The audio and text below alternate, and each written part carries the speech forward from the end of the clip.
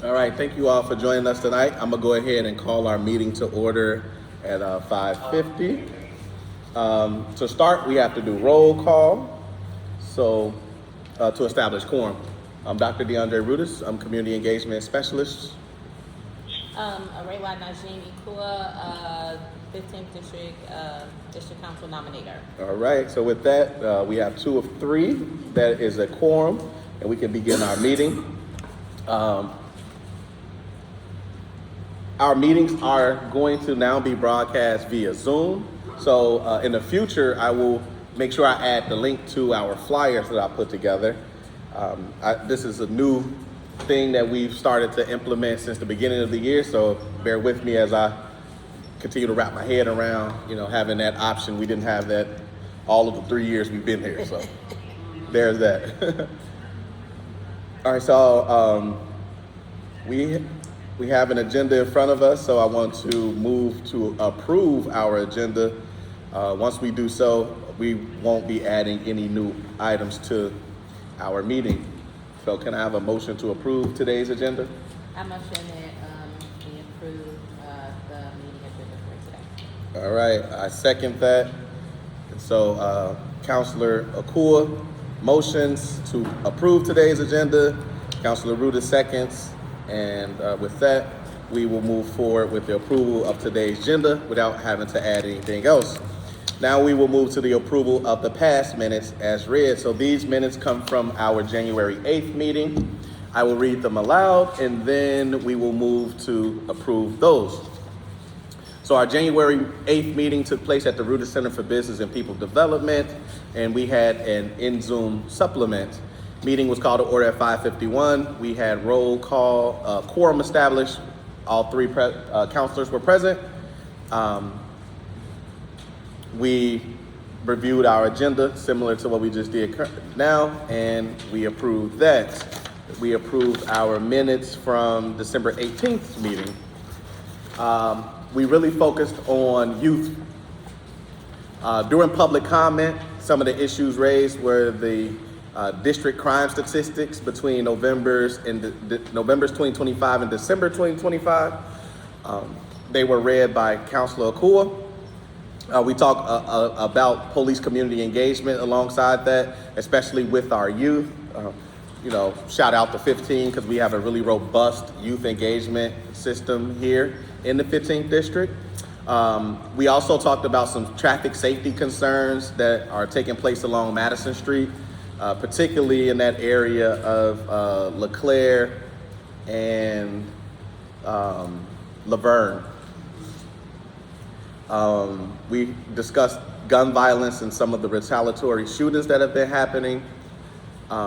We also discussed that, as our community ages, we are losing some of our gatekeepers, if you will. We talked about the senior involvement and intergenerational programming, particularly because in December, we did our holiday meeting at the 15th district, and we had a lot of seniors who expressed that they are very interested in being involved. Alongside that meeting was the topic that was raised about youth, particularly around parental responsibility and community standards. And we talked a lot about the faith-based meeting and how that is a place where folks can go to get a lot of information, but to also build connection with one another. From there, we started to focus on the trends and concerns of the community. So again, the concerns and trends really focused around community-based safety approaches, youth engagement and prevention, intergenerational mentorship, and restorative justice and mediation. Our reports were as follows. We talked about our monthly newsletter, which is now over there. I'll bring that up again as I talk a little bit about some of the work that I do as the community engagement specialist. We talked about a Know Your Rights training that we do. We do a Know Your Rights training quarterly. With this next quarter, we are still trying to reach out to the folks with CDOT, but that training will focus on traffic. Again, being traffic was one of the biggest challenges that were brought up during our last meeting. And then I also wanted to announce the introduction of Reach, which is a mass text communication tool that we were able to be a pilot district of, because we attended some GAPA meetings, myself and Councilor Akua. Carmel, wait, where you was at? You don't have anything on here. You don't have any reports. Anyway, so yeah, Councilor, okay, so Councilor Akua mentioned the commission vacancies, which she'll talk to about as well. She also gave some updates on our Community Justice Alliance, which is our mediation initiative we're hoping to work out between community police. The community and police part is a long working process, but we'll figure that out as COPA figures out what that looks like. I got ideas. Um, How to move this along. We also talked about a senior engagement strategy. One of the things that we would like to do is institute a working group with our seniors to figure out how we can best connect with them if they, are so interested in being engaged with this work with us. And then there was some upcoming community events and forums, particularly around this election cycle, that were shared. There were no formal updates from the commission. We did note that there was a special commission meeting that happened in January that was focused on CPD and ICE cooperation. There was no report from the police district. We just had a brief discussion about police attendance and engagement, of which we talked about having an upcoming meeting with our commander that was scheduled for January 13th, which we had. And I could speak a little bit to that when I get to this report for this particular meeting. And we had a discussion with Black Men United. They are starting a new violence prevention initiative, which is a community-based intervention strategy, which sees folks with lived experience from the community be involved in some of the issues that have been taking place in the community. They are also working in those hours where most don't work, so like that 5 p.m. to 9 p.m. window, with the focus being violence interruption, creating youth safe spaces, and senior support services. We had our Above and Beyond recognition, which was posthumously for Officer Clifton Lewis, which we do have the certificate for you all, if you would be so kind. And then we just looked at our bylaws to look at keeping our agendas a little bit more flexible than what it currently is presented as. And so some ideas that we adopted, we now have the ability to create resolutions.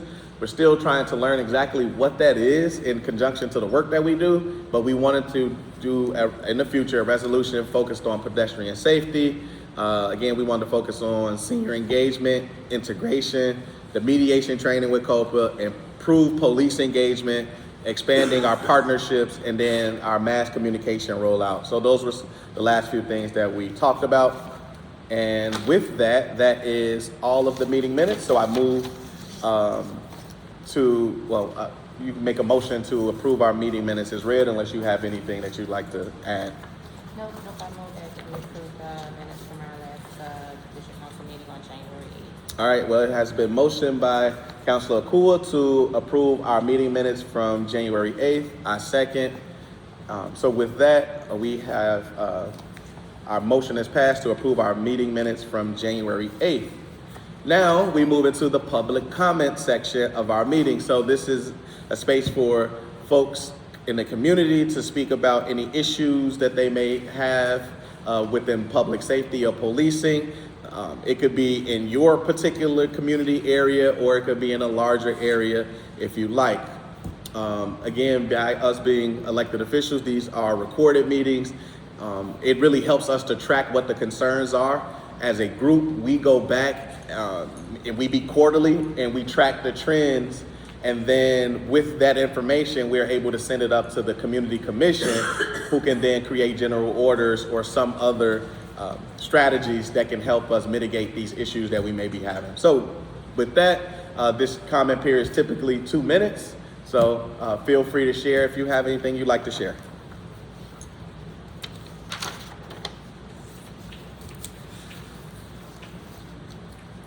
Oh, well, I wanna, and this is something, I'm sorry, before you all jump in, at our last meeting, one of our attendees talked about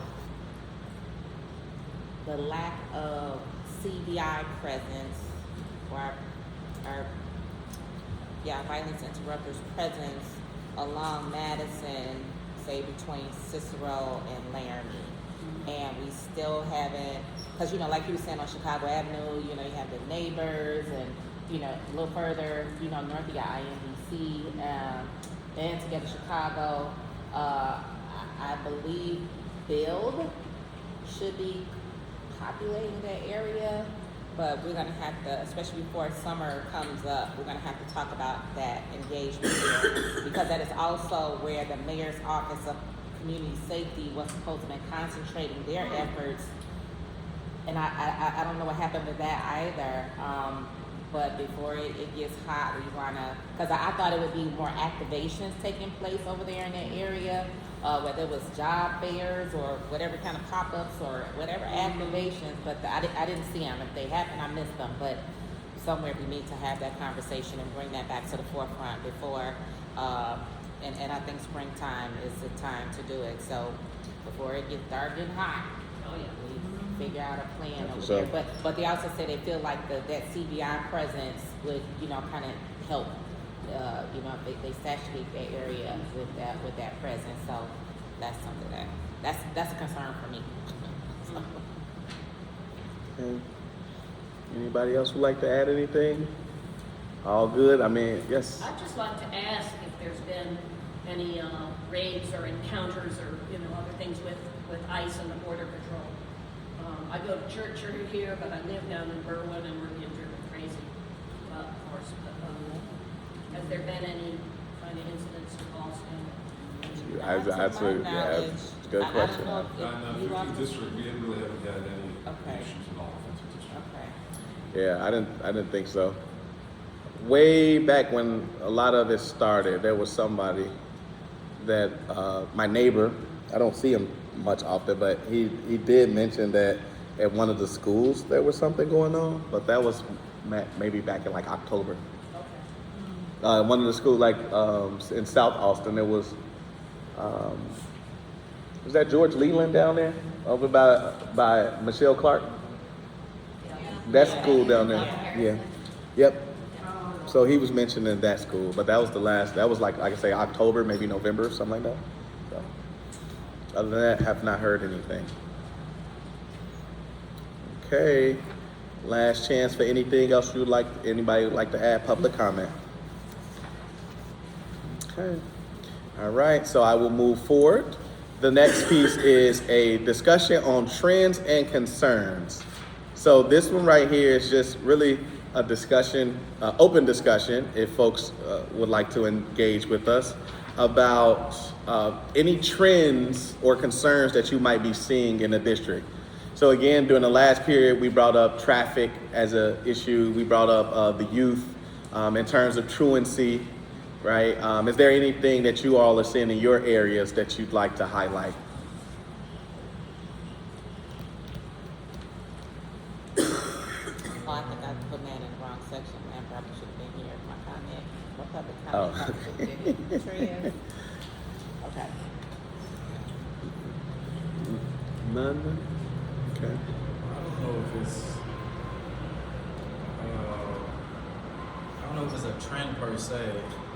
I feel like there's a lot of reasons for things to kind of be unified and peaceful, but I just started working at Duke Ellington, and I've noticed that this is like this trend amongst the students where they like try to forcefully get back to the violent nature and things like that. Like they're forcefully trying to fight and things. So like, is it something that's seen online? Is it something that's happening at home? Like what is it? And I know it's been an uptick in domestic violence versus like outside. The last time I went to see what reports were coming through, and the police usually only go directly to certain houses, and the issues are within the house versus people going at each other.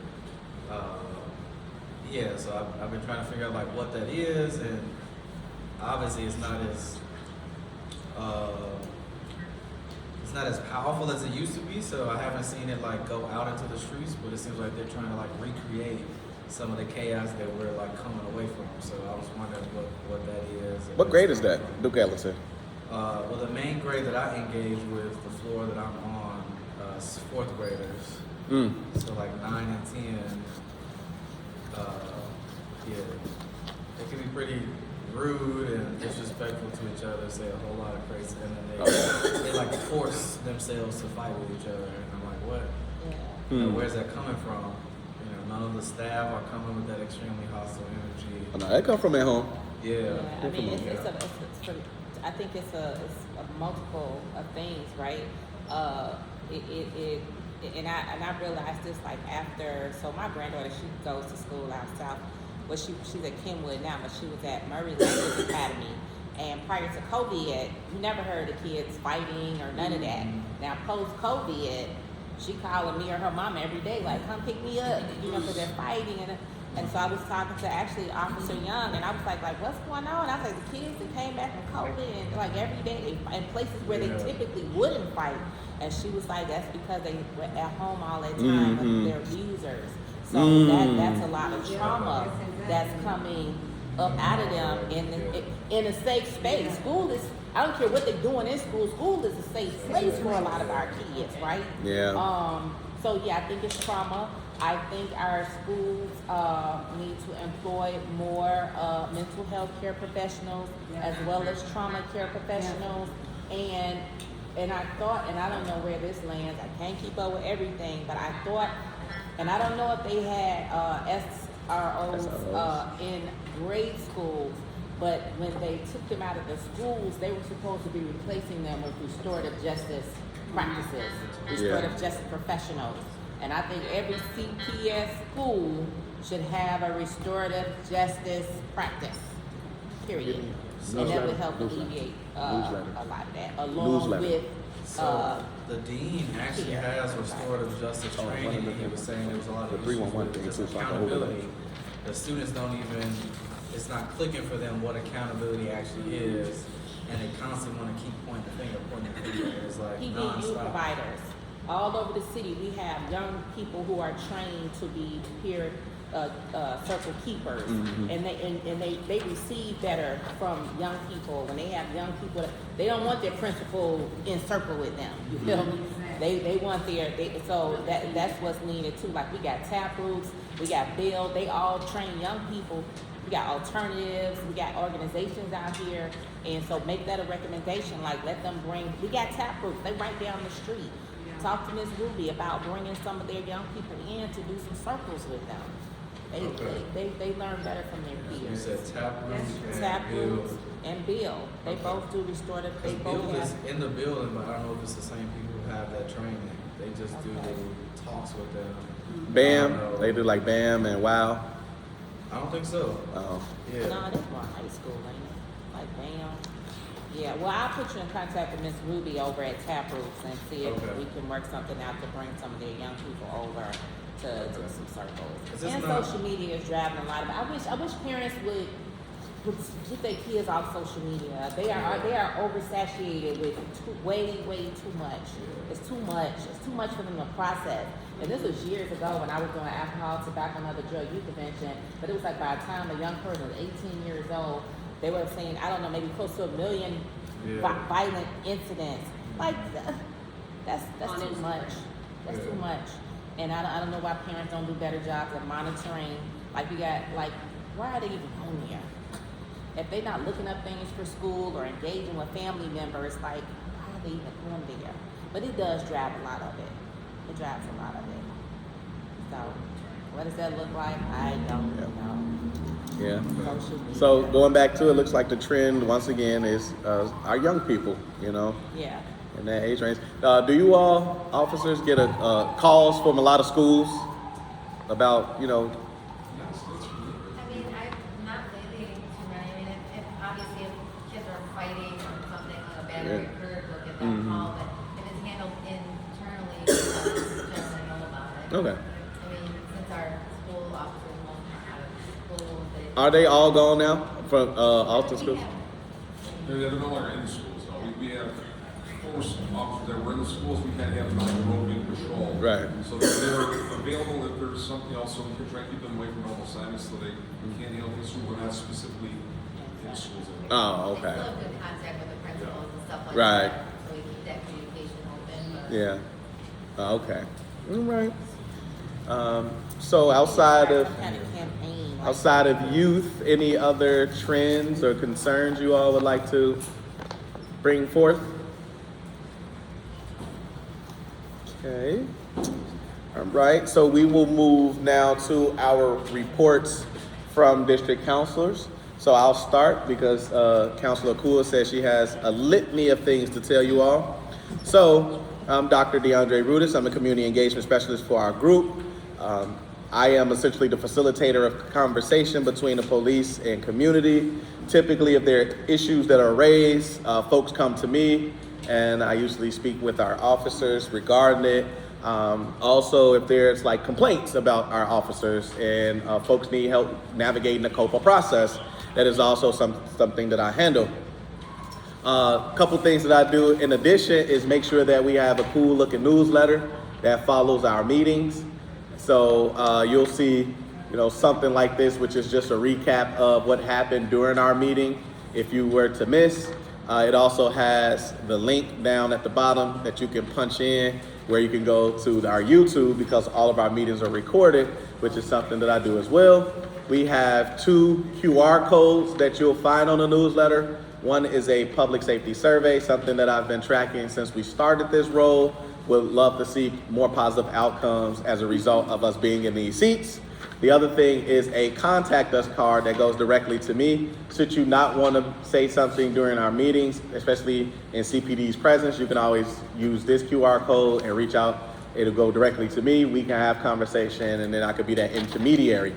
Another thing that I like to handle is we have 2 special trainings that we host on 311 and 911, really trying to get the community's mind wrapped around our non-emergency response and emergency response. So 311, which is March 11th, we are hosting a QPR suicide gatekeeper training.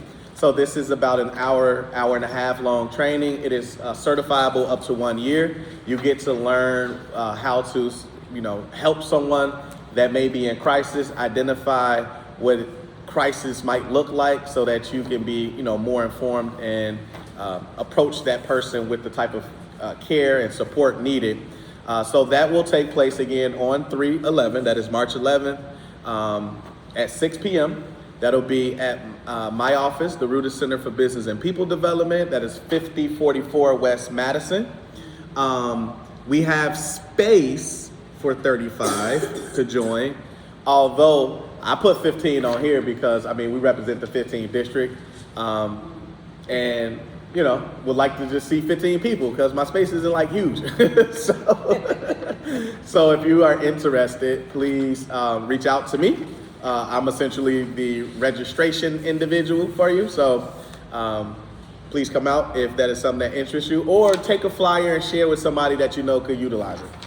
The other thing that I wanted to talk about is the conversation that we had with the commander. It was essentially about how we can, continue to further our partnership and work it better. One of the things that we noticed is that towards the latter half of the year, we weren't having police presence at our meetings. I take responsibility for dropping the ball as it related to communicating. So we are now working on a better communication method. Isaiah will be helping me to make sure he reach out and give flyers and things like that as notification of our meetings. We also talked about doing roll calls, a biannual roll call where hopefully we were talking about March and September. So we have yet to plan the one in March. So hopefully I'll circle the wagon with the commander and we can get that done. That gives us an opportunity to connect with each shift so they can learn more about who we are and our roles. The other thing that we discussed was the COPA mediation training. In particular, because the district council, we are working on what we call the Community Justice Alliance. This is our mediation process where we could, have a community member, an officer, and a district counselor that is trained in various modalities to be a mediator of conflict between the community and the police, especially the very lower level issues. But again, it has to be worked out. There's a lot of bureaucracy that has to be in place for something like that. So where our focus is, this is just an aside because it was something that was brought up during the meeting as well, but it is something that needs to happen, and it can happen sooner than the police community mediation, is the community to community mediation. And we are currently working on that. Our goal is to have that piloted by the summer. And I'll talk a little bit more about that when I talk about this next thing that we're working on in that regard. The last thing that we focused on was just, it was only those 3 things. Oh, and the survey things. I know, I'm gonna bring that one up. That's next. I was just thinking, with the commander, those were really the central topics. It was just cadence in terms of joining the meetings. It was best channels in order to, communicate so we can have officer presence. It was roll calls, and it was our Community Justice Alliance. So a productive meeting, and it was good to just connect with the commander, and again try to get back on the same page, considering we hadn't had presence at our meetings. And it is widely known that the 15th district has the best district council, and it's just reality. Like, that's just, what I mean? I mean, we have good relationship with 15th district, unlike other district councils. So we want to make sure that we keep that going. Last thing I'll mention is the survey that we are working on. So we had a meeting where there were members of the community that talked about our incoming community residents, and migrants, and so on and so forth. The language barriers that exist, the cultural differences that exist, the lack of connection that is happening. And so we got with the city's Department of Immigration and Refugee Rights, and they paired us with another group who has done work with bridging the gap between the two communities. So the first step of the process is to create, which has been done, a flyer that we will take back to that particular block where the issue existed. They will implement that. From that process, we will then conduct a town hall after we figure out what the central issues are. It is going to be because they're going to bring out Spanish-speaking folks that can connect directly with the individuals from the community. So we'll have a town hall to try to get on the same page. From there, our goal is then to have a larger meeting of the minds over food and music that is from both cultures. And that is where we are going to then try to launch our pilot with community mediation. If there are still concerns that are happening, post all of those things that we're working on, then we will, hopefully that'll be the first launch of our pilot so that we can start working on community to community relationships. We are in practice, we are in process of building out the Justice Alliance because there are 3 trainings that we have to engage in. All of them will total about 60 hours of training, which isn't a lot, but can be for busy folks. So we are now looking for organizations that can help us with the trainings. Those trainings are restorative justice practices, truth, healing, and racial transformation, and mediation. Mediation is about 40 hours. Truth, healing, and reconciliation. Healing, racial. I just said it. And transformation is about 10 hours, and then the other one, RJ, is 10 hours. Yeah, 10 hours as well. So like I said, about 50, 60 hours. So. 60 hours, yeah. All right, so that is there anything else I wanted to mention? Nope, that's all. We are working on our quarterly Know Your Rights. Again, that's going to be focused on traffic safety. Once I figure out exactly when that is, obviously we are in February now, so it'll probably be hopefully towards the end of March, but we have to connect with CDOT so that we could have a speaker come out for that. So, and that is all I have. Thank you very much. Black History is American history. Welcome to Black History Month. Black History Month is an annual celebration of achievements by African Americans and a time for recognizing our central role in U.S. history. The event grew out of Negro History Week, the brainchild of noted historian Carter G. Woodson and other prominent African Americans. Since 1976, every U.S. president has officially designated the month of February as Black History Month.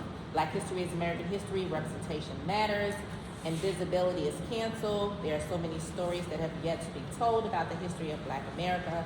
Black History Month encourages us to go beyond the common and seek out the extraordinary. I made myself a little list here, cheat sheet. So this year, we will be unofficially launching our Facebook page. And the reason I say unofficial is because we're not going to the BCCPSA, whatever their rigmarole is, because 15 don't have time for that, and we don't appreciate people trying to tell us what to do. So it's just going to be like 1-5 is unified, and we just going to, like, all this information here, you know, we'll have a landing page. So our meetings will be there, our Know Your Rights trainings, our flyer, our newsletter, and then we want to give a little backstory because some of us will be running for re-election, and so we want to put a timeline up because, you know, we still have people talking about, you know, what district councils are not doing. And again, that's not 1-5. You know, we have been called like the flagship of the district counselors, and so we take pride in that. So we want to highlight what we have been doing here in the 15th district. So be looking forward to that. And now, as nominator, I along with 21 other nominators, we get together and we are the ones that go through the selection process for our community commissioners. And right now we have 3 seats that are about to be open because we have both our youth commissioners are aging out.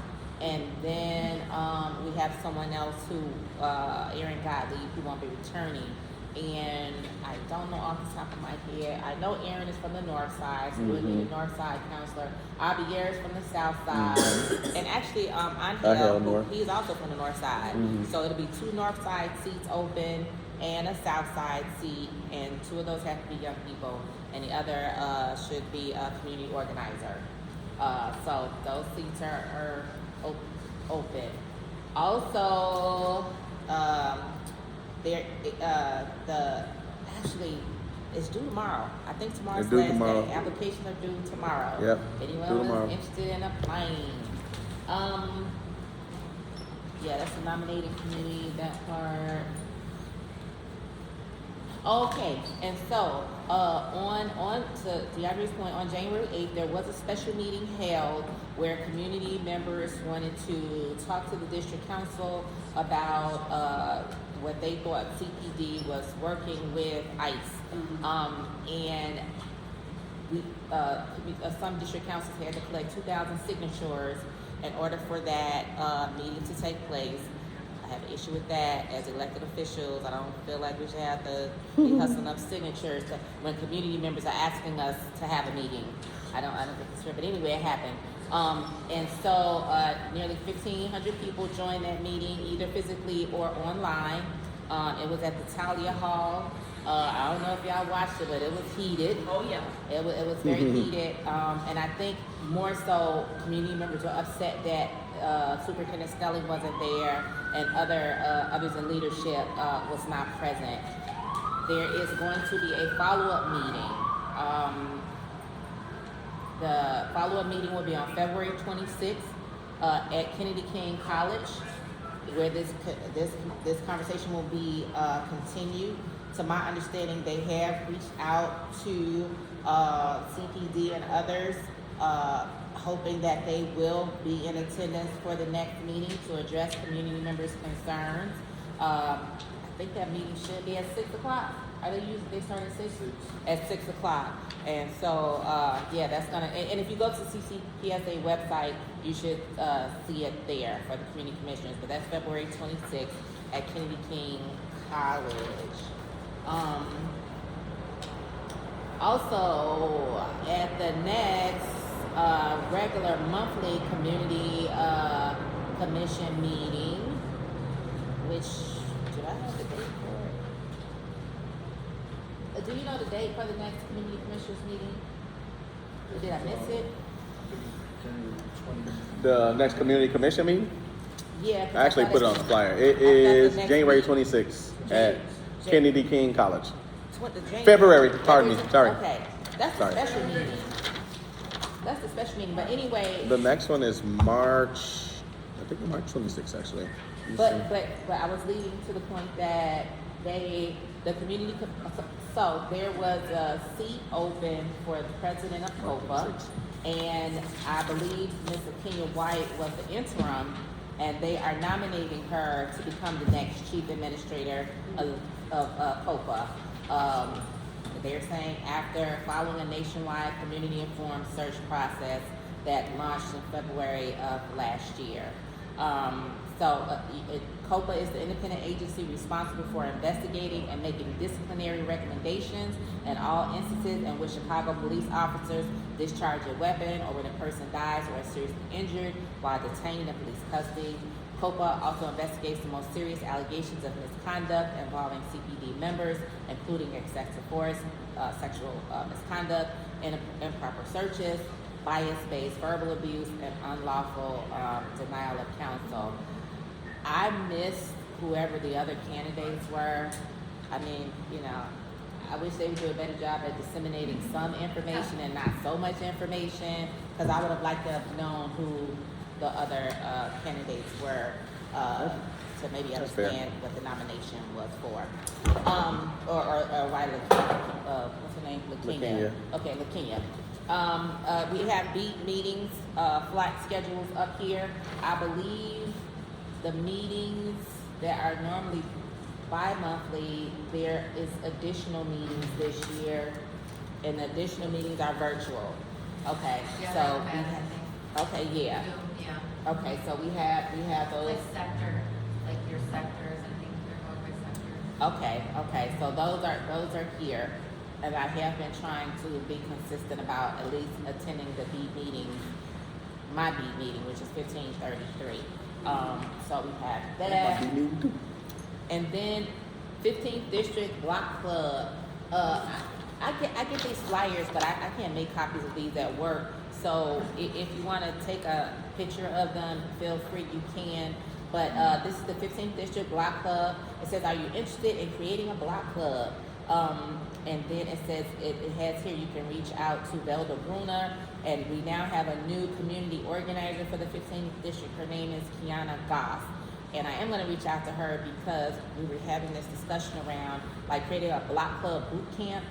But I don't want to create another event. The 15th district already has the big block club convention, and I want to talk to them about creating like trainings or workshops inside the convention. So we're not trying to create something else on top of that, where they can do these workshops, bring in existing block club leaders to talk to, new and future block club leaders, aware of their resources, like share, what block clubs are doing to, keep their communities clean, keep their communities safe, how are they engaging their neighbors. And so I will be in touch with, do y'all know remember when it is? When is that convention, in May? You know when it is? No. Let me look it up. The Block Club Convention, the 15th District Block Club Convention. I think it's in May or June. But yeah, we're gonna work with them. Huh? That's not cool. Yeah, it is like when it's nice out, so it's. Yeah, maybe. I think it's May or June. I can, Yeah. get with Sergeant Brown and I can Okay. email you. Okay, email calendar. okay, thank you, I appreciate that. And while we're speaking about the 15th district in our seniors meeting, and yes, we do want to create a working group, but I reached out to Officer I can't pronounce her name. Campaglia? Campaglia, to ask her if there's a way, if I could just tap into their existing meeting, because again, I'm trying to Yeah. avoid creating new For sure. meetings. Because For sure. everybody's tired of meetings. For sure. All I need is about 10 minutes to check in and talk to them, because they do want to be involved. So at my day job at Community Austin Coming Together, we are planning for a Restorative Justice Youth Conference, and I want to talk to some of the seniors about volunteering with us on that day. And I also want to, and during the strategic planning session, under the community engagement, community members talked about doing this intergenerational dance. And I don't know if it ever happened, but that's something that we can think about, doing as well, to build relationships and bridges between our active seniors and our young people. So that's coming down the pipeline. And then Austin Collective Action Week, from preparation to paychecks.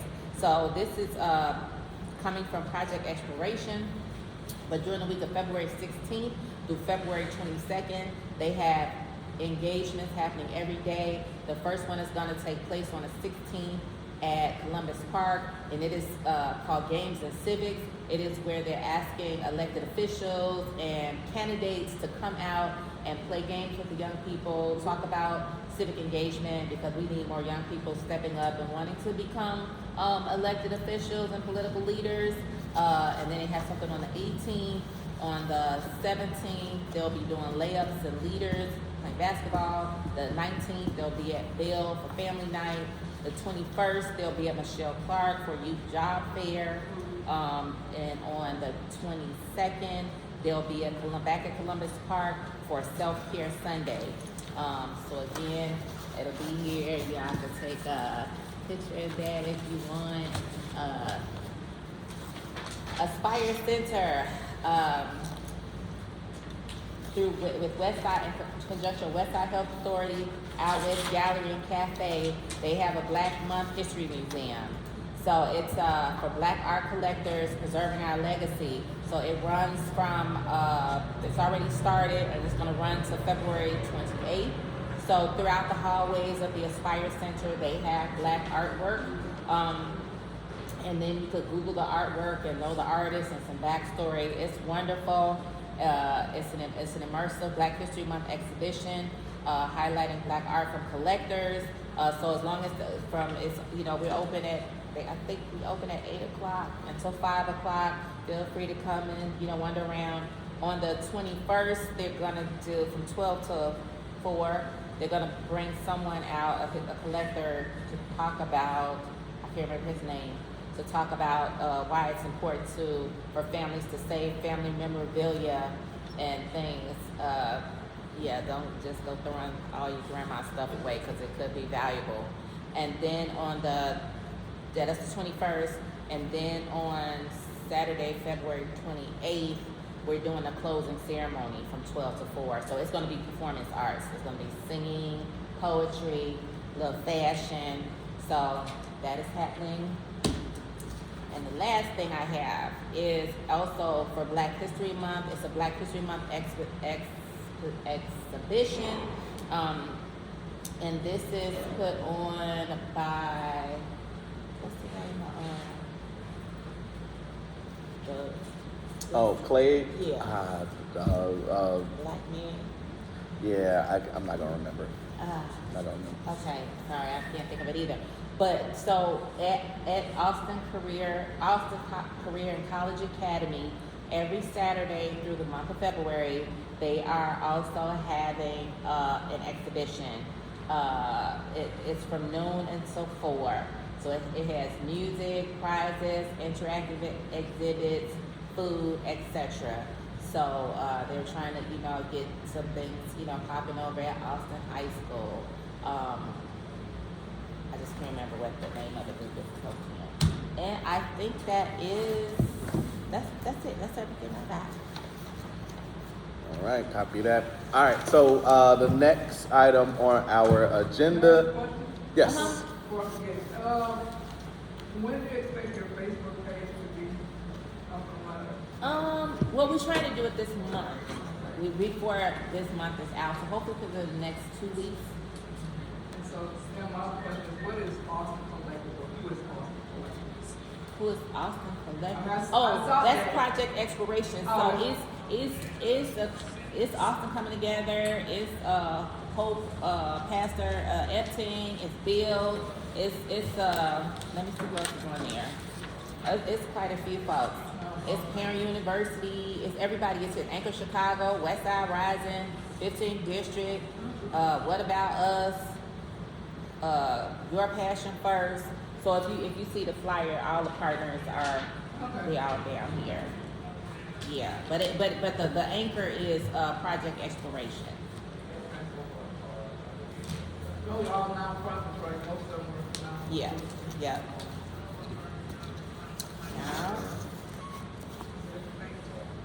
Yeah. So now we'll move to update from the commission. Do we have anything?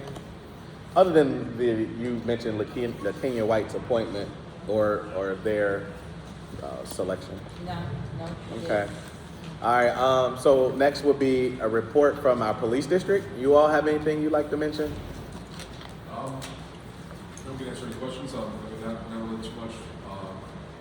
We've had a couple of recent shootings. Yeah. That, just the last few days, we've had a few that we've worked with detectives on, gathered some information.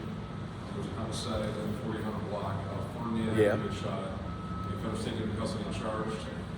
So we're pretty much around that. There was over dispute. It seems like most of our recent conflicts, recent shootings, tend to be either personal disputes between the two people involved. Like yesterday, there was a shootout between two people, and then the previous day was a potential robbery. So there's a little robbery crew that's kind of spiked up recently. We're working with the citywide robbery team and the area detectives to try and get a big group of them. Like we kind of have an idea who they may be. We're trying to piece all get different cases together, videos, things like that. Yeah. That's kind of where we're at right now with the recent Can we talk about that a little bit as like what should we be looking out for? How can we protect ourselves? Things like that in case of robbery. I think the main thing is just be with robbers especially be aware of your surroundings. It's a lot of times the robbers' prime opportunity is just somebody just kind of sitting in the car on the phone. Okay. A lot of times that's a big thing is sitting stationary, just not paying attention to what's going on, because a lot of these people are out there looking to prey on somebody like that, or just the regular thing. If you're in your house, you see some people hanging around, and maybe you see something, say something. Please call 911 and report whatever you see, and we'll get cars over there and kind of start trying to stay in the area. Yeah. The other thing that is new to the 15th district is now we're working pilot programs for the SWAT police, which is part of the consent decree. So it was currently in 3 districts. Now from here on out, starting this January, the 5 more districts became part of the pilot program. 15 is one of them. So basically what it is we've got a couple more sergeants that they added to the district. We try to have the officers assigned to each sergeant assigned to no more than 10 officers. So this gives us better supervision, gives us better mentoring for the young officers. We do a lot of young officers in our district. And we try and keep those cars, they're assigned sectors. So we've always had sectors where there's 3 beats per sector. Now specifically each sector is going to have sergeants assigned. And with those officers will be in that sector. So hopefully, getting to know more of the community better, getting to know more of the businesses, more of the community issues, things like that. So we're literally just finishing up our first month. And then everything is kind of put into the system of how we're signing everybody daily. And then at the end of each month, we have a meeting downtown with going over, okay, how many times, what was the percentage we had these officers assigned to their sector, their sergeant, things like that. We also have a new performance evaluation system that is literally going to be unveiling the next month, which is another thing that gives a little more as these officers to these sergeants. So these sergeants are really going to be taking more of a kind of like we're going to be a little more accountability based on these sergeants are always assigned to these officers to this area. Yeah. That open times are going to be having meetings with those sergeants, and so that's just kind of what's going around citywide because of the consent decree. But we are one of the districts that are implementing it as of this January. And wait, what did you say? What is it called? It's called the Union Command Span and Control SWAT Policing. Union So it's Command Span of Span Control. and Control. So the Union Command is,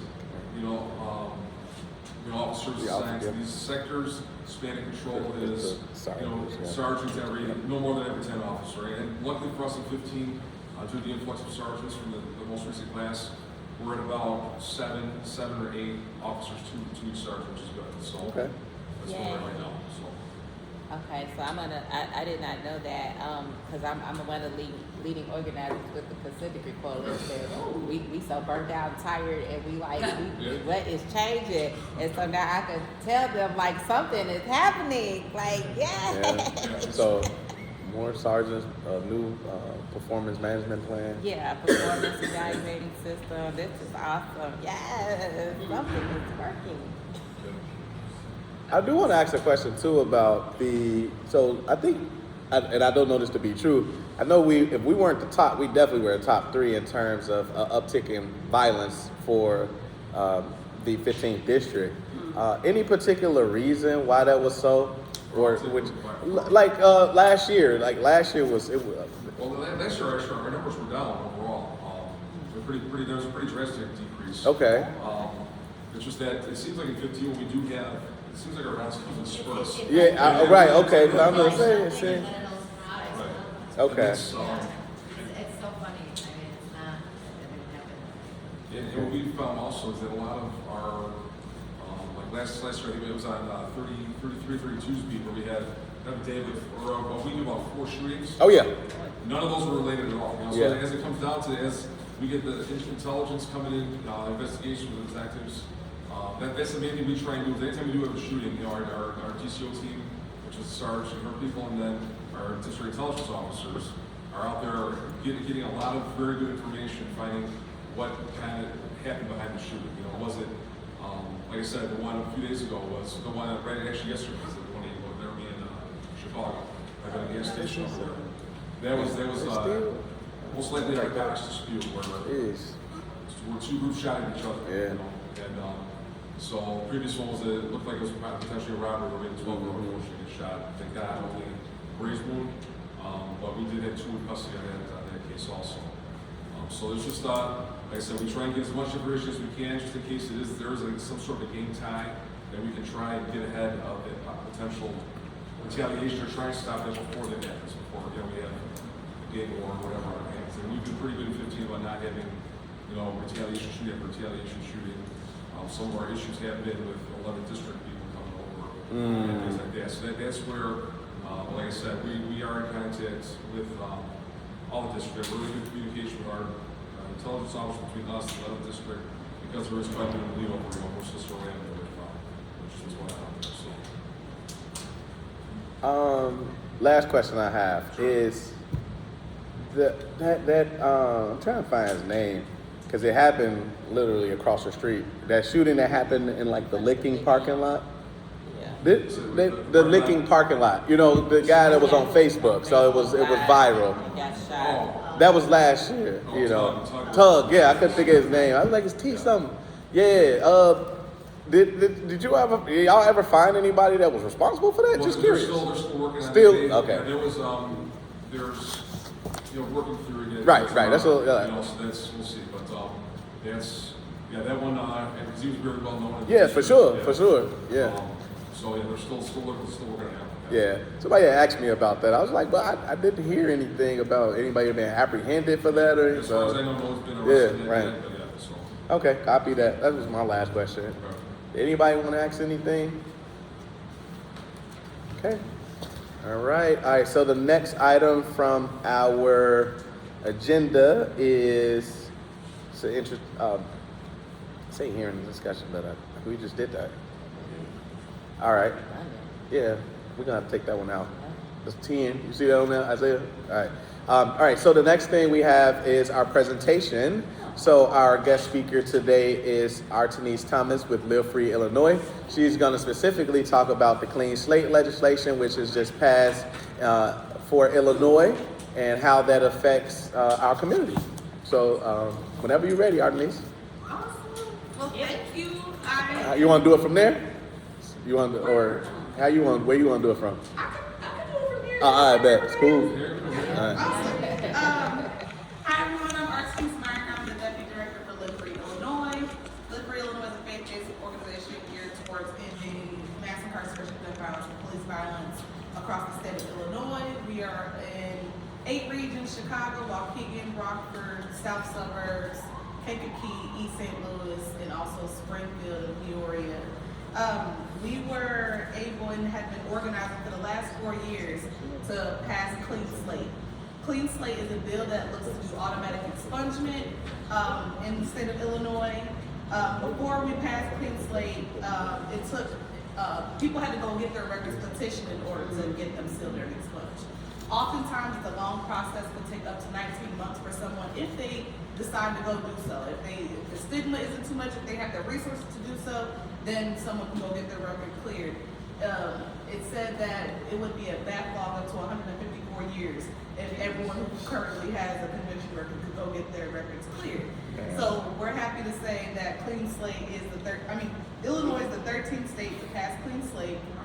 And so currently, just to talk about sealing and expungement, expungement is like it totally gets erased, where sealed is just put away in a back folder and somewhere in a warehouse somewhere, but it's still accessible. And again, it's all misdemeanor and felony conviction are eligible to be expunged or sealed, except for DUI, domestic battery, sex crimes, and violations of humane care of animals. And so, what the waiting period is, as of now, to get the petition is 3 years after your felony conviction or 3 years after being on supervision. Again, it takes a long time for individuals to do that. About 1 in 10 individuals would actually go and get their records cleared if they had the resources. So this just makes the process a little bit easier in terms of making sure that it's automated. So we were working literally for 4 years without even a bill number before we could get it passed. We filed the last 72 hours of session last May, went on to veto session. During the last week of veto session, we had it passed the House and the Senate, and done that in a couple of days. That took a lot of organizing. We organized over 100 organizations. We organized over 100 counties in the state of Illinois, and did tons of just footwork. We did phone banking, we did text banking, we did mobile billboards, we did canvassing, all teach-ins everywhere to get people involved to do this all across the state. And so just this past January I think 14th, we were able to get it signed by the governor. And so I wanted to make sure that we're not just celebrating now that it's passed. We want to make sure people actually know what's going on. And so one of the things is that people think just because it passed, that Clean Slate your slates are wiped clean now. That's not the case. It becomes effective July 1st, 2026. And then that's when it becomes effective, but we actually have to stand up the technology for it to do so. So it won't actually be implemented until 2029. And so that's kind of what we want to make sure everyone knows. And then full implementation happens 2034. So you can imagine some courts and clerks, they still have paper records. So it's going to take a second for older records to actually be a part of that process. And so records that are before January, records between 2005 and 2028 can be sealed starting January 1st, 2031. Of course, records that happen in 2029 will be automatically sealed if they're eligible at that point. Records between July 1st and 1990 and July 1st, 1990 and June 28, 2005 will be sealed in January 1st, 2028. And then those who are 1990 and above will be till 2034. And so it makes some changes, and it makes changes to the subsequent felony rule, which basically eliminates the subsequent felony rule, which means that currently if a felony, it allows the court to unseal previously sealed records. The waiting period to seal qualified records for eligible records after 2 years, and now for 2 years if it's probation, but if it's supervision or coming home from jail, it's 3 years. It also eliminates drug test requirements for sealing as well. And so also registries, it's 10 years if someone's on a registry. So I brought some great fact sheets that goes through some of the technical things, and it also has the charts where it talks about the years of when it happens, about how each of the records get sealed. Also, I had someone ask me about social work licensures. Those are not impacted. Those are in Clean Slate as well. And so again, it just automates the process. It makes the process much faster. And now we're still working on implementation of the bill, making sure we're working with stakeholders, like the clerks, so that they can actually stand in the system. We're advocating for money in the budget for them to actually have the system set up. And also, it was a really great bill. I think it was, I think it's historic. Over 3.3 million Illinoisans will be impacted and be able to get their records automatically sealed because of this.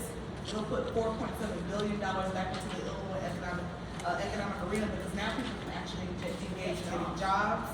And, I'm sorry? I say apartments. Right, Yes. exactly, housing, all of that, right? And so it's a historic bill. We think we passed the most expansive of this out of the 13 states because we're impacting the most people, 3.3 million people.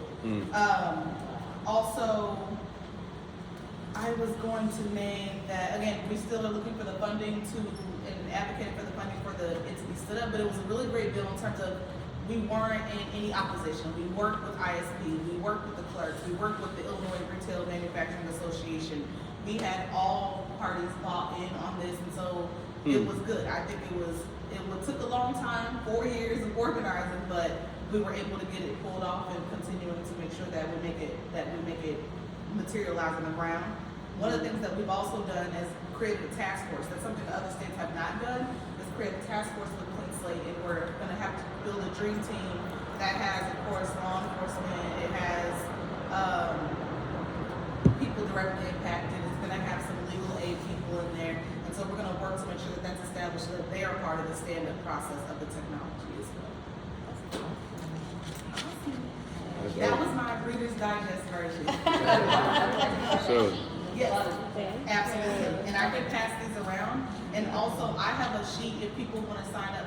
I do these presentations to make sure that everyone continues to know what the real deal is. Because cousins like mine thought their slates were clean already. And it was like, no, cousin, you have to wait a little bit. So.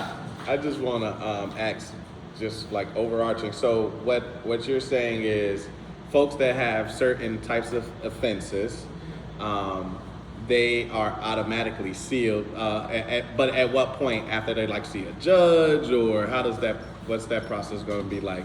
So if let's say for instance, someone comes home from prison, they have to be without infractions for 3 years, then it's wiped clean. Okay. If say you get arrested, but it does not lead to a conviction, Okay. then that is eligible under Clean Slate as well. Okay. But of course, those 4 things I named were the only things in Illinois you could never get expunged or sealed. Right. So you could have those. Yeah, I'm sorry. Go ahead. Mark wasn't on there, was that? It was not, only because in the current Illinois law, it isn't. So somebody kills somebody, you can still get their record. If, I mean, they gonna, Years after. yeah. When you come home in 30 years, I mean, Every that's year it. When you come after. home in 30 years. yeah. And When so, you're convicted of killing someone, you serve your time, and you get out of your person. So, okay, so the 3 point something, that's almost 25% of the population of Illinois. Yes. All are criminals or have criminal records. Man, that's crazy. yeah. That's really high. Damn. That's a And lot. the other thing I was curious about is if somebody's record is expunged, what our records kept, if they more fines, I don't think they more fines. Yeah, so those would still have to be, they would have to serve the time or do whatever was needed that the courts asked of them.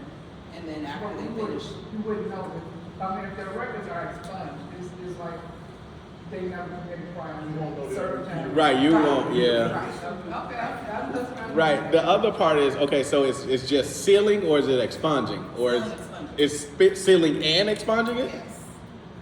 Okay. Well, records that are sealed, well, they still exist, like court and So, state police and right. that, but, the employers, the landlords, the housing Housing. agencies, yeah. Absolutely. So law enforcement will still have access. Okay. There's the field. Absolutely. But it doesn't affect your future, so it's Correct. like, it's sealed, it's expunged, but I can go out here and commit a crime and go to jail, and that's not taken into consideration at all. I'll pass. Absolutely. Great question. So, again, depending on your offense, right? Would you be able to purchase a gun? So that is on here. That's the number one. Oh, listen. That would Look at be- my FOIC. I can Civil imagine. records remains in the Illinois State Police criminal databases and are accessible during the FOIA card application process. So you still have to go through the proper processes to get it, and that is under that kind of discretion. So, FOIA card, state and federal laws prohibit individuals with felony convictions, including sealed felony convictions, from possessing firearms unless they obtain restoration relief from the FOIA card holder. Okay. And the governor. Okay. Or the governor. That's interesting. It's just felony though? So you can have a misdemeanor though Oh, yeah. and still get it. Why my brother can't get it then? I'm just saying, man. Like he ain't did nothing that difficult. He ain't did nothing that bad. But it also talks about, like, so against dismissals and acquittals, supervision and plus qualified probation, misdemeanor and ordinance convictions, and felony convictions, there's different, like, Different, yeah. timelines for Mhm. that. So if a dismissal and acquittal, it'll happen right afterward. It'll be immediately after the conclusion of the case. Mhm. Supervision and qualified probation, 2 years after the completion. Mhm. Misdemeanors and ordinances, 2 years, and then felony convictions, 3 years. And then, of Mhm. course, registry is 10 years. Yeah. Okay. And registry is for sex crimes. Sex registry and murder registry. Okay. I didn't know there was a So murder to your registry. point, the murder registry, 10 years out. Oh, okay. Okay. All right. I have these. Anybody like to ask any more questions? All right, well, we'll take some fast fact sheets. Thank you so much for your coming here and giving us that knowledge. Definitely appreciate that. Is there anything we can do right now to like, be out there making sure that it's being honored and, like, There's 2 pages. So right now, you could be asking your budgeteers to make sure that they actually stand it up. We have an ask for $5 million in the budget to be able to start getting the technology built out. it's gonna be a couple of years before. Absolutely. Absolutely. Check that their record really has received. And then, sorry, there's just two pages. I'm handing them like that, but there's 2 of them, I'm sorry. And then also, what was I gonna say? It's, and there was something I was just about to mention that you just mentioned, Joanna, that I'm drawing out of me. Goodness gracious. All right, it'll probably come back to me, I'm sorry. All right. So thank you again. So can we, make this, y'all did this at the last We did it. meeting, you acknowledged it, we just have Yeah, we'll just give it to them. It Yep. won't fit back in that sleeve I had. Oh yeah, no, we're gonna make sure they grab that. Oh, I think I should have more, sorry. All right. So with that, I am going to move to our next agenda item, which would be what is this? Vote on resolution. We don't have no resolution. Yeah. Okay. So we don't have anything to vote on. So that would have been next. And the final announcement that we will make, which is the last part of our agenda, is that our next regular scheduled meeting is March 12th. That will be at To Walk in My Shoes, which is 17 North Cicero. We will have a presentation from Benny Lee of NAFI, and we will have Kyle Cooper of the police board. He's the president of the police board, to talk a little bit about the work that they do and how we all work together in this accountability matrix. Other than that, it is 7 on the dot, and I move to, can you make a motion to end our meeting? A motion that we, adjourn our meeting at, 7 o'clock. All right, it has been motioned by Councilor Akua, second by Councilor Rudis to move to end our meeting at 7 o'clock. Any opposed? All in favor? Aye. All right, ayes have it. Thank you all for joining our meeting today, and we will see you next month.